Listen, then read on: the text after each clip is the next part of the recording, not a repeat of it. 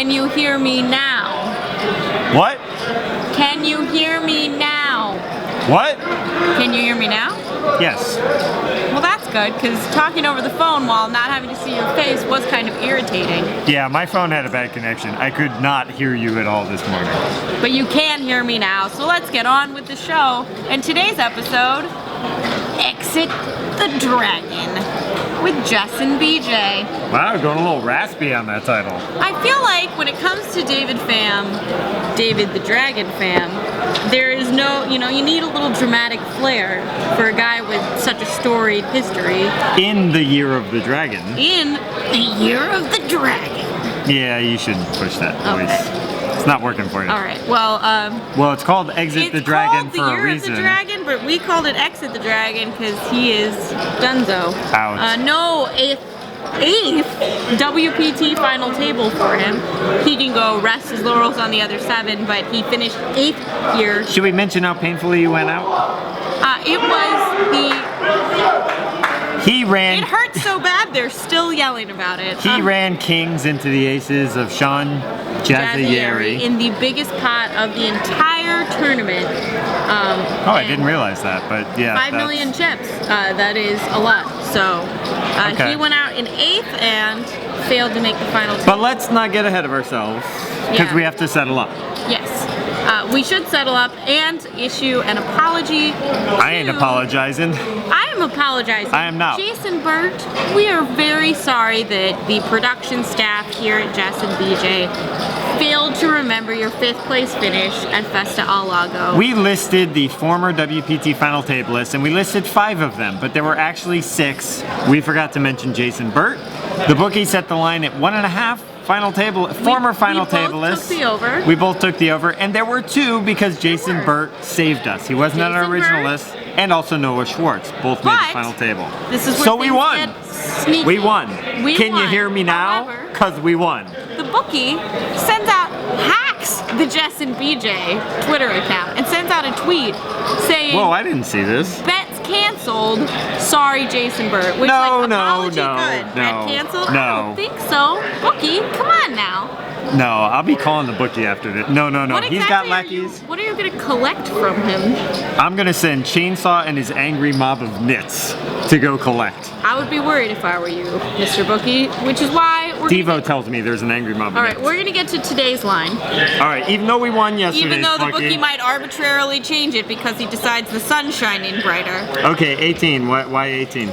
We've got a couple short stacks at this final table. So 13 big blinds, 14 big blinds for 2 of the players. How many hands are we playing until we get an all-in with a call? Okay, I'm going first? Sure. See how I just chose that? I'm taking the under. All in and a call.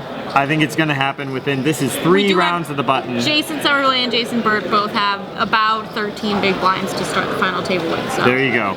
Under 18 hands, we get all in and a call. If you've been watching, you know that in our over-under contest for this event, you are up 1 on me, so I don't Even if they aren't watching, it's still true. I don't have any other reason to take the over other than I have to in order to tie things up.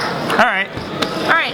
Shall we run down the people not at the final table? Yeah, really quickly before we do our final table draft. All right, some of the big names that we lost: Nick Binger in 17th, Joe Hashem, former WSOP champion, and WPT Champions Club member.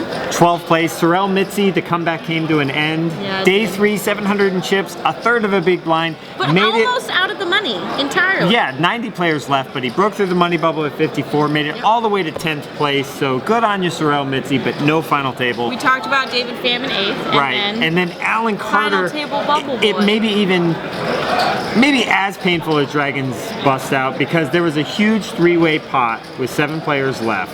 Yes. We had David Sands go all in as the short stack. With 7s. With pocket 7s. Then we had Alan Carter shove all in over the top. About 400K more. Sure. And he had pocket queens. No, I think it was... Oh, 600K more. There you go. And then chip leader, 7s, queens, then chip leader Dan Kelly over the top of both of them. With 10s. But he only had 10s. Everybody else folds. Alan Carter poised to bust the bubble and double up.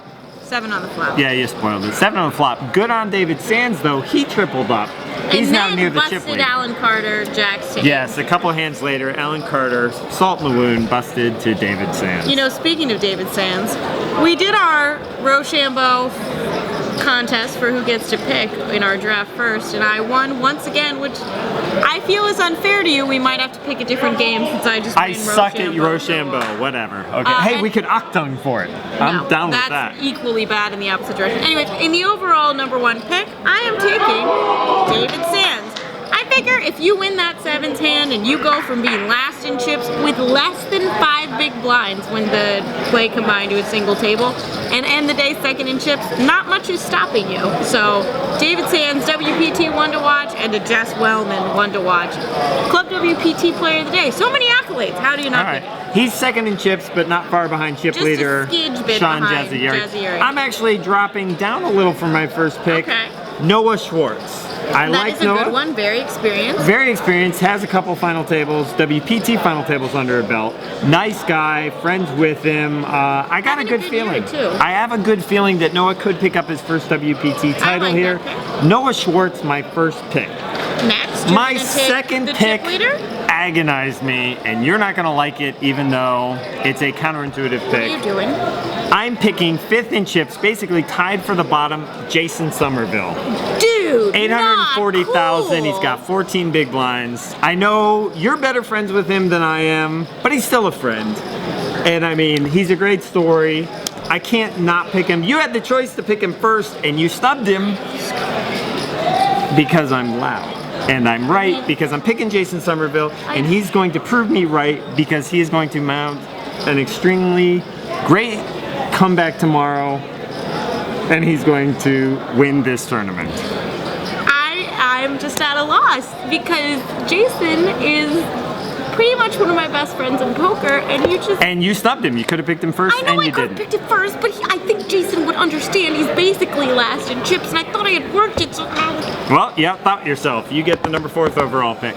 All right, fine. I will take. You get the chip leader. I will take the chip leader, Sean Jazzieri, who is a WPT boot camper. Has been to several different boot camps, and if my intel has informed me correctly, won a trip to a new boot camp because he learned so much and won the tournament at the end of the old boot camp. This guy's got WPT success going left and right. That I think Sean Jazzieri. Also a very nice guy, very classy guy. Very nice. And find myself kind of rooting for him, nice guy. What I was really impressed by was there was a point where after he had busted David Pham, he was way out in front of the field, and everybody else was kind of short on chips in a spot where if someone opened, you would kind of need to just reship it all in. Okay.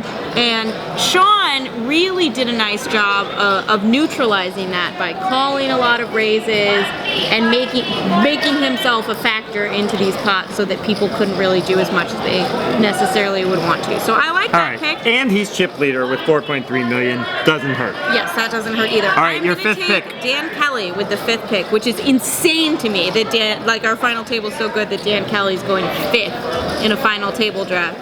This kid's got a World Series of Poker bracelet. He's won W Coops and Scoops and stuff out the wazoo, and a lot of them have been in 6-handed events, so this is just really good stuff, like a good situation for him.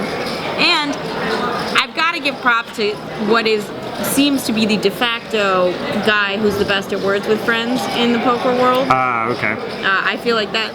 But mostly it's just this guy hasn't had his breakout WPT moment, and I wouldn't be shocked in the slightest if this is it. This is a great spot for him. All right, last pick, I'm getting Jason Burt.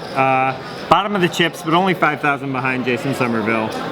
Jason Burt, who we snubbed when we listed former WPT final tablers. This could work in your advantage, though. We snubbed Phil Ivey. Right. He showed up, proved us wrong. So Jason Burt already proved us wrong by making it again. He's going to prove us wrong by outperforming 6th place. I'm feeling like a 2nd or 3rd for him. Now, I will admit that on paper and chip counts, your team looks better, but my team has heart.